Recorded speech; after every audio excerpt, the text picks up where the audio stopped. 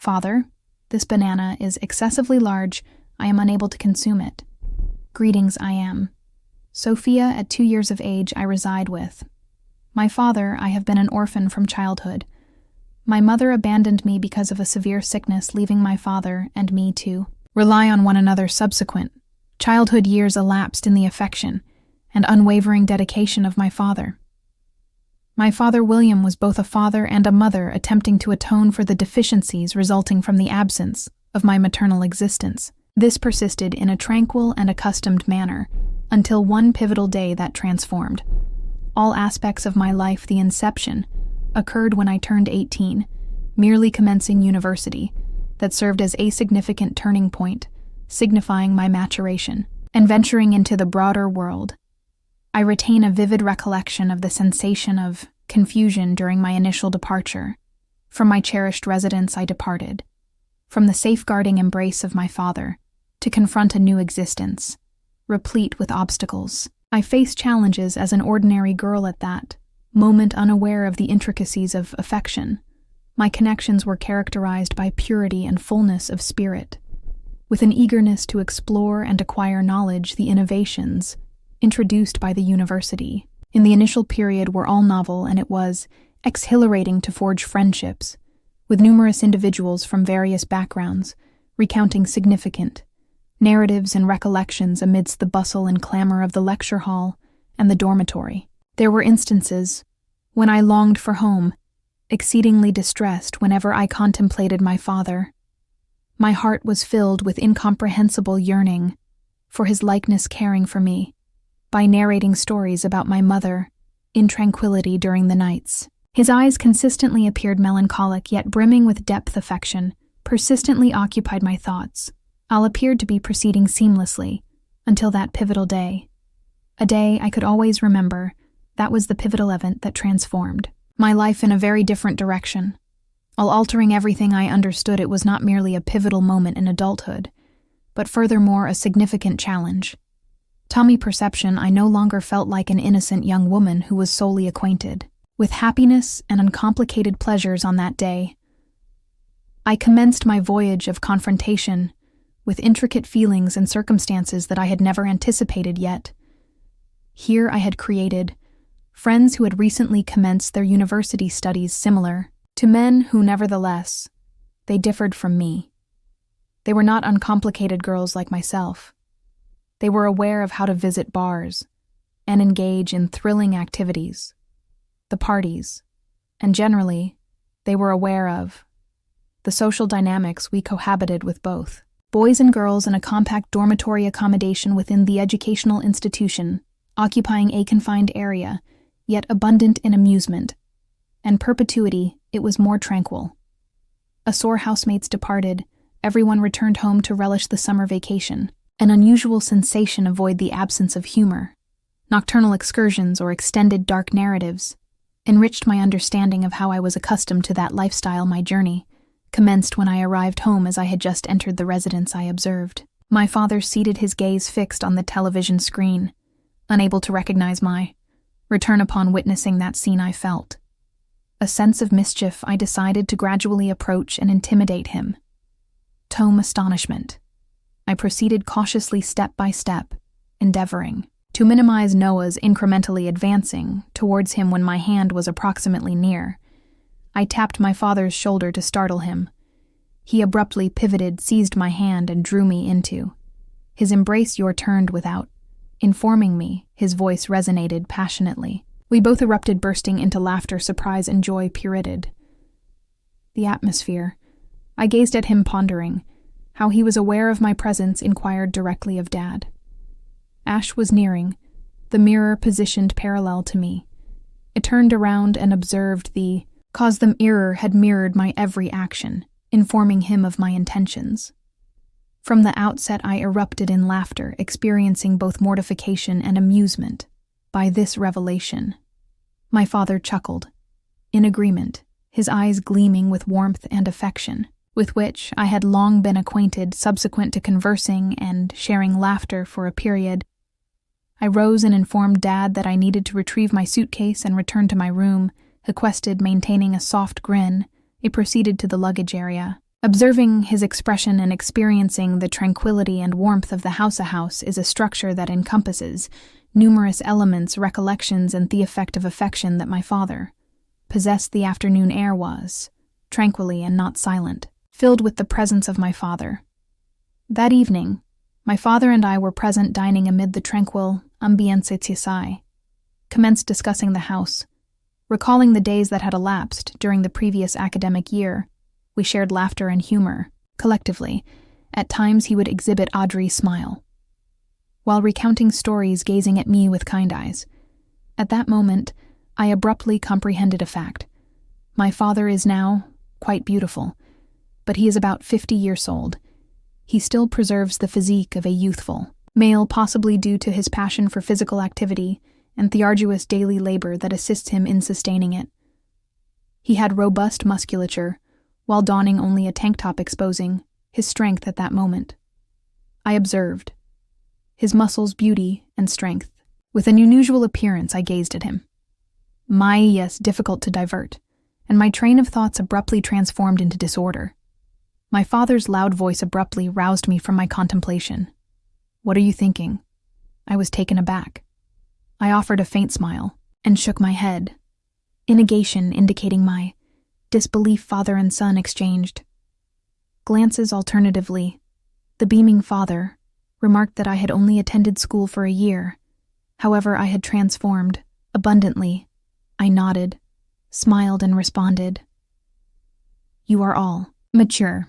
That evening, when I reclined in bed, the depiction of my father's robust musculature manifested in my consciousness, evoking a sensation of perplexity. I never anticipated I would possess such enduring reflections on my father. However, that vision has remained indelibly etched in my memory. Upon closing my eyes the following day, the oppressive heat of midday was unpleasant. I found it uncomfortable to sit in the living room. It seemed as if beads of perspiration were cascading along my spine. Regardless of my efforts, waving a hand fan proved ineffective. Each gust of wind that passed appeared to be immediately dispersed by the intense heat. William, the individual I was unable to refrain from surreptitiously observing, left home early for work that morning, to attend affairs and return. Today at noon, the suffocation endured for an extended duration led me to feel as if every cell in my skin was poised to burst. I could no longer endure the burning sensation and chose to enter the bathroom. Water flowed chilly, and in contact with my flesh, each droplets swiftly erased the intense frustrations within my body, enhancing my emotions. The sensation of comfort was exceedingly delightful. At that moment, I nearly overlooked everything surrounding me, including securing the bathroom door. Each droplet of chilly water cascaded down my shoulders and back with each surge of water.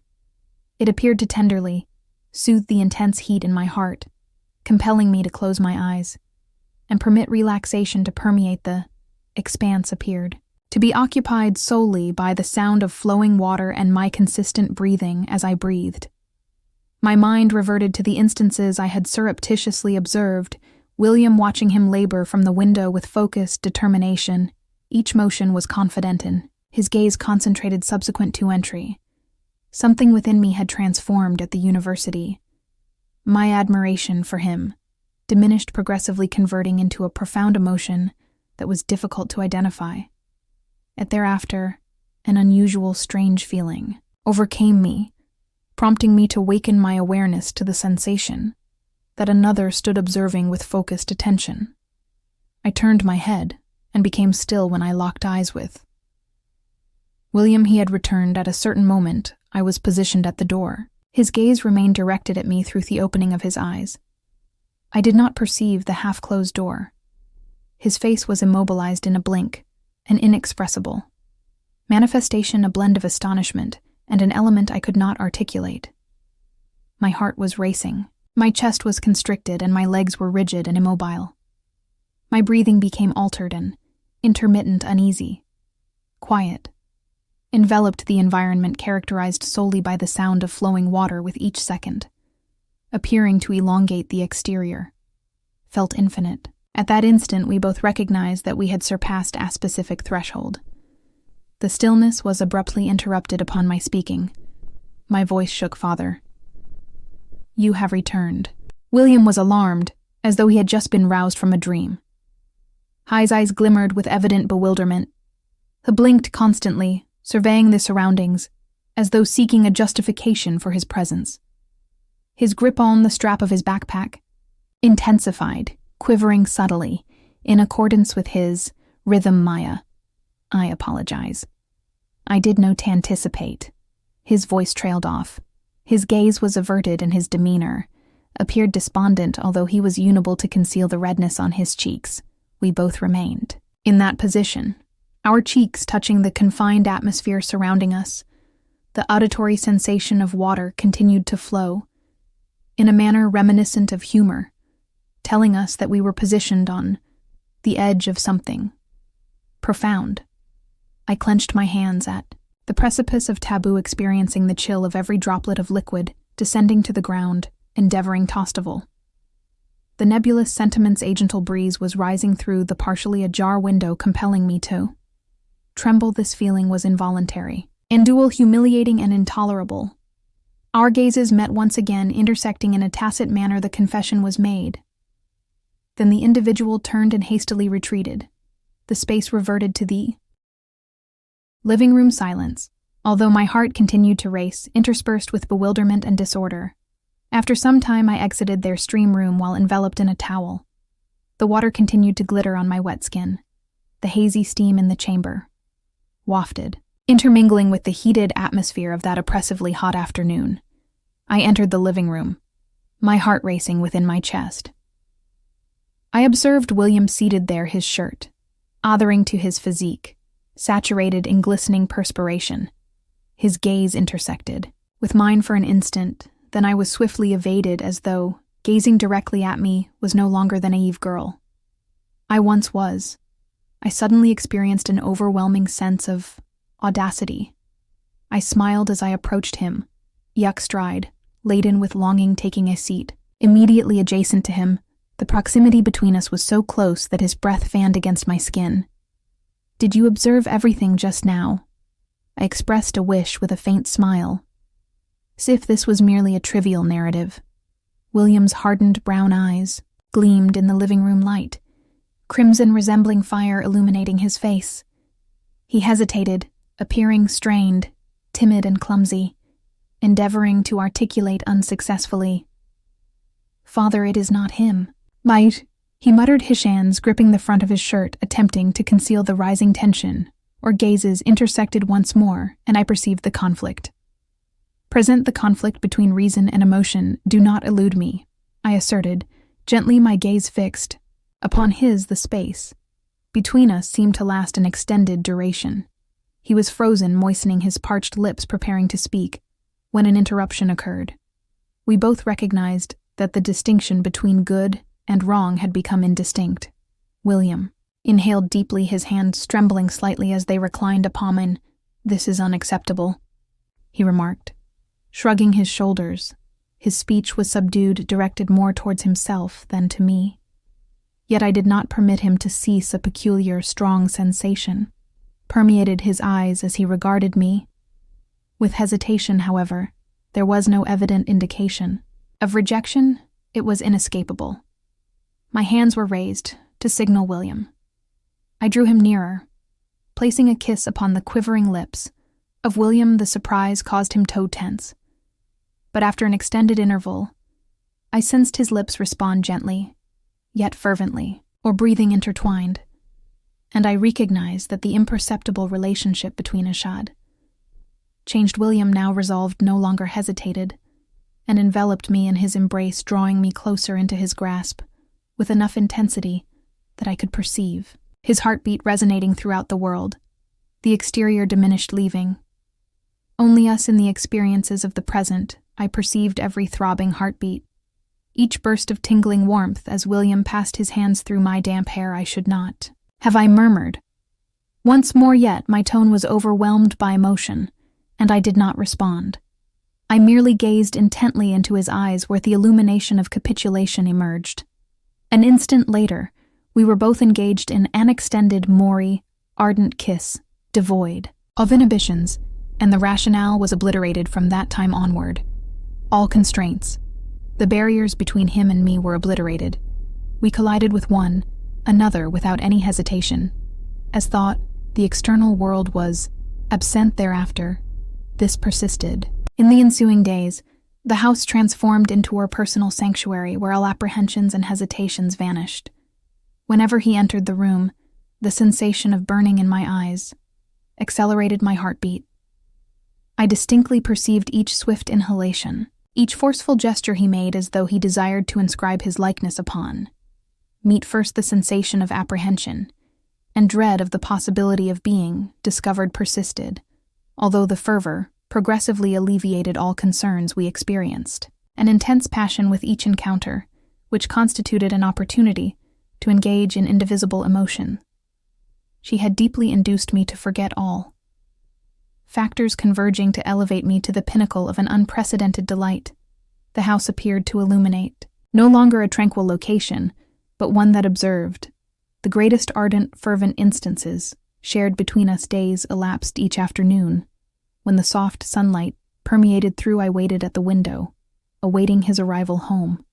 All my senses were invigorated. Upon hearing his voice, the sound of footfall evokes a sense of anticipation that caused my heart to flutter. We did not merely convene in the darkness throughout the mornings. Our gazes converged. I was acutely aware of my profound love and was unable to reverse our course. We proceeded as such, embracing one another firmly every minute until I completed my college education. As if time had ceased leaving, alone the two of us to disclose the fervent secrets within that residence, and now I am uncertain if I can revert to the previous state. The life I formerly recognized tranquility was obliterated by this intriguing relationship. I felt like an individual adrift amongst the tumult of emotions. Recollections devoid of awareness of what transpired upon. Reflection, I discovered what was erroneous. I contemplate whether I can ever recover the purity and naivety of that era, or whether the scars of those days will ever follow me here. Is my counsel for all: do not succumb to the temptations that may arise in your life from any location, or any individual instances of impulsivity may provide ephemeral pleasure, and the cost you pay may compromise your tranquility and your future. When confronted with a crossroads between rationality and sentiment, consider whether it is worthwhile to engage in the trade of significant values you have cultivated and hold dear. Consider what you own and deliberate thoughtfully before proceeding, dedicating yourself to an endeavor that could result in regret. Transient experiences, profoundly obscure the long-term future emotions, can sometimes cause us to overlook the prolonged implications. For sustainability, relationships are founded on trust, fidelity, and authenticity. Every decision possesses repercussions, and the persistent moral awareness is the most challenging to remedy. Consider the individuals in your vicinity. Those who care for you and yourself do not compromise your tranquility of cognition for a fleeting impulse. Emotions are exquisite phenomena. Nonetheless, they can readily mislead you if you are not composed, lucid, and resilient in each decision you render.